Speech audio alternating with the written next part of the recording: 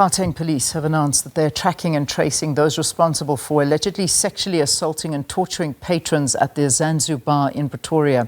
This follows the circulation of graphic videos that have shocked social media users.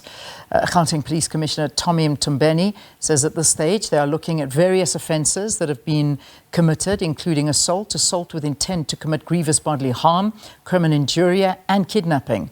Now, for more on this story, we've got Ofentse Setimo.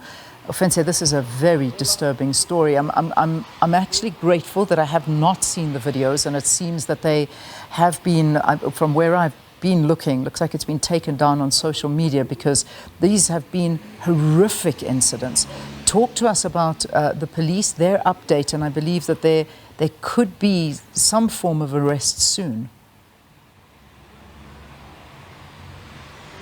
Absolutely. Good morning, Leanne, and a good morning to your viewers. The latest statement that has been issued by the South African Police Services is that they are actually looking for 8 suspects who are actually foreign nationals who are actually suspected to actually have been involved in this particular torture that actually took place here at Zanzou Club.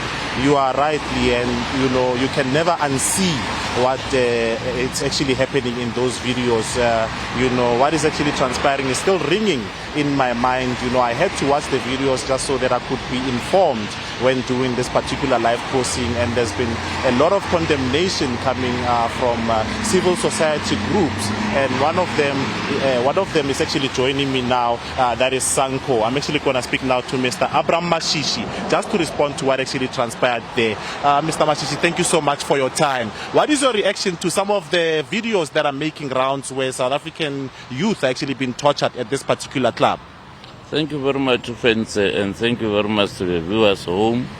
As Sanko in Gauteng, we are very much flabbergasted with the incident that happened to our kids. I mean, their humanity was undermined.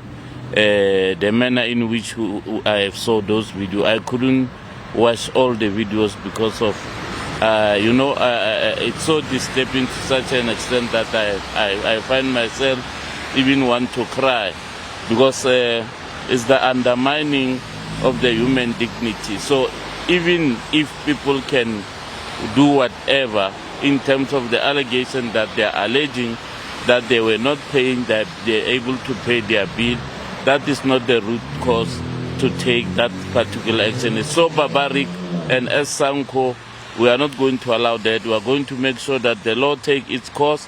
These people must be arrested, and we are going to mobilize the whole society to rally behind the victim and make sure that these people have been sentenced to the latter. Mr. Mashishi, you know, the club management is saying that they have fired the security company that was actually, you know, doing all those torturing incidents that were actually occurring here at Zanzou. And they are saying that they are considering pursuing legal action also against that particular security company. Is it enough? Shouldn't the management also be accountable for what is happening at the club itself? No. I don't agree with that. It's just a camouflage. They know what they were doing. As you know, the exposure of the video have said they've got more than 70 video that they want to expose, because this was not the first incident. So the management is aware of what is happening. If they've instructed these bouncers to do what they've done, so they must not just make us stupid like small boys and children to say they are concerned about what has happened. What we are saying is, Sanko, the license must be revoked with immediate effect, and this activity must be closed so that the owner, because you might find that the person who owns this club is not even a person from South Africa, it's a foreign national.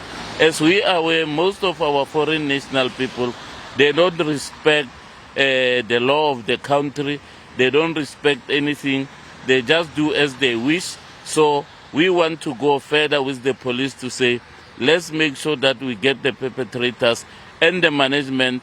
We must never be shy away to close this pub, and the license must be revoked, because all these other videos that the guy that exposed said he is in possession of, he must get protection, and he must be able to expose more videos, because he said other people were killed in the same area. So That cannot be allowed any longer.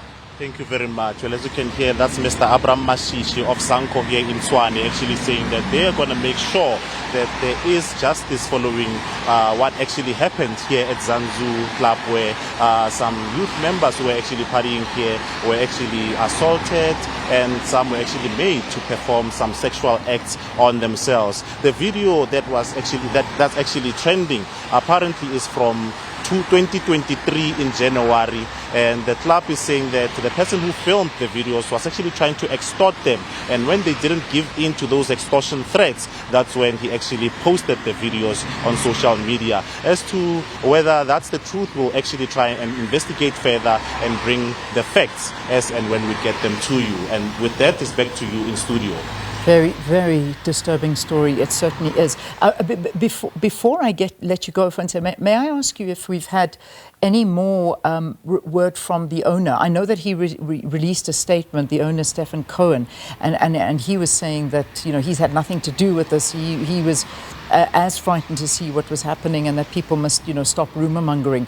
Is there anything more on the owner? Because claiming he was unaware of any of this going on in the club. Yes. At this present moment, the only correspondence we have is the statement that was actually issued by the club, where they are saying that, you know, the assertion that the 5 guys that were being tortured had not paid their bill is untruth. They are saying that there was some sort of a theft of a cell phone that actually happened, and that's what led to what actually transpired in the video. We see those guys actually being tortured, and that's the only correspondence we've had from the club. They haven't come forth to try and engage the media to sort of give a narrative on their side. All right. Ofentse, thank you very much for giving us an update on this story, and a story that is being spoken about all over the place on social media and in circles, people just being devastated by the happenings at that Zanzou nightclub.